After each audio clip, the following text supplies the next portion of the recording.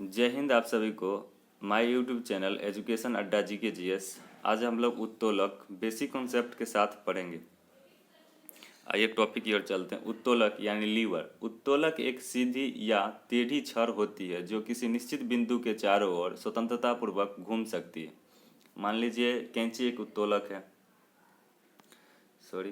कैंची एक उत्तोलक है और बोला है सीधी या टेढ़ी छड़ होते हैं जो निश्चित बिंदु, एक निश्चित बिंदु ये वो पॉइंट होगा जहाँ से नट लगा हुआ है, तो वो उसी के माध्यम से ये घूमेगा, उसी पॉइंट स्वतंत्रतापूर्वक घूमेगा। तो उत्तोलक एक सीधी या टेढ़ी छड़ होती है जो किसी निश्चित बिंदु के चारों ओर स्वतंत्रतापूर्वक घूम सकती है, उत्तोलक कहलाता है। उत्तोलक मुख्य तीन बिंदु होते हैं। एक आलम्ब जिसे फलक्रम कहते हैं, सेकेंड भार यानी लोड, थर्ड शक्ति यास या इफोर्ट। आलम्ब समझते फलक्रम। जिस निश्चित बिंदु के चारों ओर उत्तोलक की छड़ स्वतंत्रतापूर्वक घूम सकते हैं उसे आलम्ब कहते हैं। यानी कि जिस निश्चित बिंदु को हटा के हम लोग ये समझते हैं जिस नट या पेच के माध्यम से उत्तोलक घूमती है, स्वतंत्रतापूर्वक घूमता है, उसे ही फलक्रम या आलम्ब कहते हैं। जैसे ये नट, हथौड़े का ये शीश झूला का यहाँ पर जो पिक पॉइंट है, ये जेसीबी बॉकेट का ये जो नट लगा हुआ है, और ये एक कूड़ा फेंकने वाले गाड़ी जो है उसका अगला चक्का जिस धुरा के माध्यम से सेट किया हुआ है उसी के माध्यम से तो ये मूव करेगा। तो समझ गए फलक्रम किसे कहते हैं, जिस माध्यम से ये, जिस नट या पेच के माध्यम से ये स्वतंत्रतापूर्वक घूमेगा वो आलम्ब कहलाएगा, फलक्रम कहलाएगा। अब उत्तोलक में हर हमेशा आप फलक्रम को लेके ही चलिए, फलक्रम लेके चलिए, कहीं डाउट नहीं मिलेगा आपको। आइए सेकंड भार पे चलते हैं। लोड। उत्तोलक के द्वारा जो कार्य किया जाता है अथवा बोझ उठाया जाता है उसे उत्तोलक का कार्य या भार कहते हैं। फिगर से देख ही रहे हैं, ये जो लोड उठाए हुए हैं ये भार कहलाया। फोर्स लोड जो यहाँ पे पड़ रहा है, नट को जो फोड़ रहा है, और ये जो काटने वाली भाग है यहाँ पर जो कटेगा वो लोड होगा या उसका कार्य भार कहलाएगा। शक्ति या आयास, इफोर्ट। उत्तोलक उपयोग में लाने के लिए उस पर जो बल लगाया जाता है उसे शक्ति या आयास कहते हैं। मान लीजिए कैंची से काटने के लिए जो हम प्रेस करते हैं, दबाते हैं, वो इफोर्ट या आयास शक्ति कहलाएगा। ये गाड़ी कूड़ा ढोने वाली गाड़ी जो है, इसको उठा कर हम ले जाएंगे, जो शक्ति लगे, बल लगेगा, उसे ही आयास या इफोर्ट कहेंगे। आइए नेक्स्ट,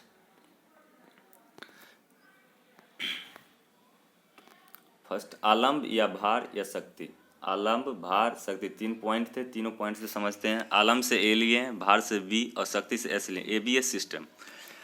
अगर आलम्ब मध्य में रहे, जो मध्य में रहेगा वो उसी श्रेणी का उत्तोलक कहलाएगा। जैसे देखिए भार मध्य में हो तो आलम्ब एवं शक्ति के मध्य में रहेगा भार, तो द्वितीय श्रेणी का उत्तोलक है। ट्रिक भी लिखा हुआ है नीचे में।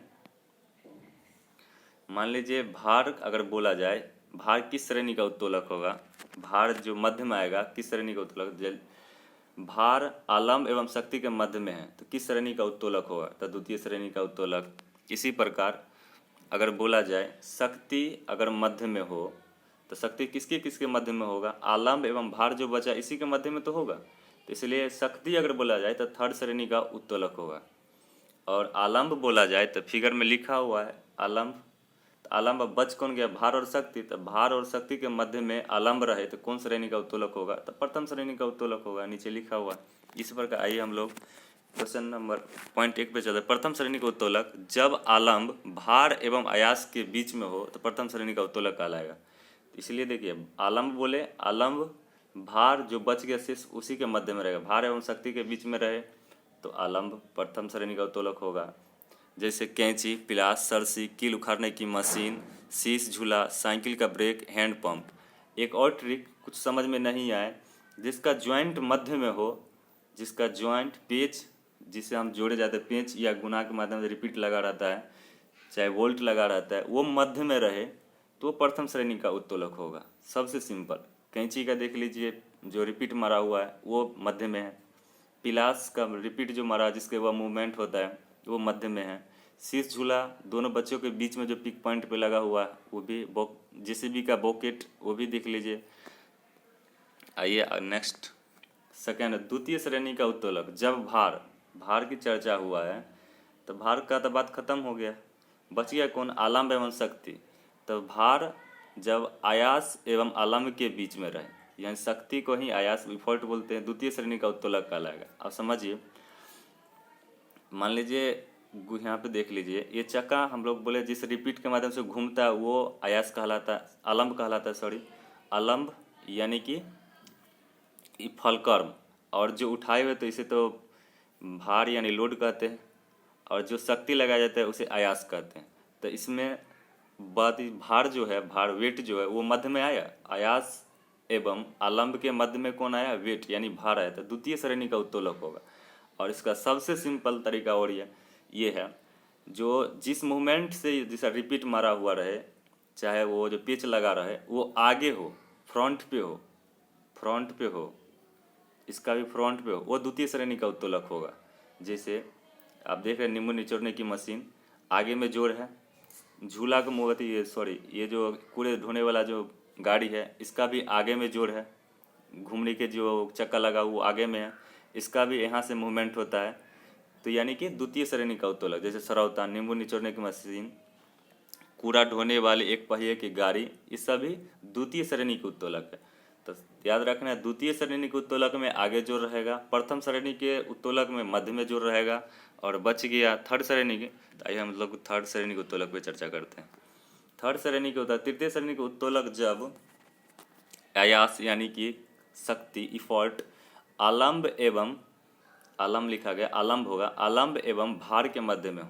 मान लीजिए इस पे चर्चा हुआ शक्ति, तो शक्ति तो कैंसिल हो गया, तो बचा कौन, आलम्ब एवं भार के मध्य में हो कौन, शक्ति इफॉर्ट, तो तृतीय श्रेणी का उत्तोलक होगा। इसमें हम बोले थे जिसका पीछे जोर हो, हाथ का पीछे जोर हो, और जो जिसका एक ही जैसे डंडा के आकार का हो, जैसे ये देख लीजिए बैडमिंटन एक छड़ी के आकार का हो, वो जितने होंगे सभी तृतीय श्रेणी का उत्तोलक होंगे। आंख मूंद के मारिए, चिमटा, मनुष्य का हाथ, हल, ये सभी तृतीय श्रेणी के उत्तोलक है। और भाषा से भी समझ सकते हैं, जब आयास मध्य में हो किसके, आलम्ब एवं भार के, तृतीय श्रेणी का उत्तोलक होंगे। नहीं तो सबसे सिंपल तरीका है, छड़ी के आकार का जितने भी उत्तोलक होंगे, छड़ी के आकार का, डंडे के आकार का, जो एक सिद्ध में होगी जिसको हम पकड़ेंगे, मान लीजिए आप बैट को ही ले लीजिए, बल्ला जो क्रिकेट का बल्ला जो है, ये बल्ला हुआ, ये बल्ला, यहाँ पे हम लोग हाथ से पकड़ते हैं, एक हाथ से यहाँ रहता है, यहाँ पे हमारा बल लगता है, शक्ति लगता है, और यहाँ पे उसका जो बल रहता है, बल रहता है, जैसे बल मारते हैं तो वहाँ पे वेट यानी भार का जो आभास होता है ये यहाँ पे होगा।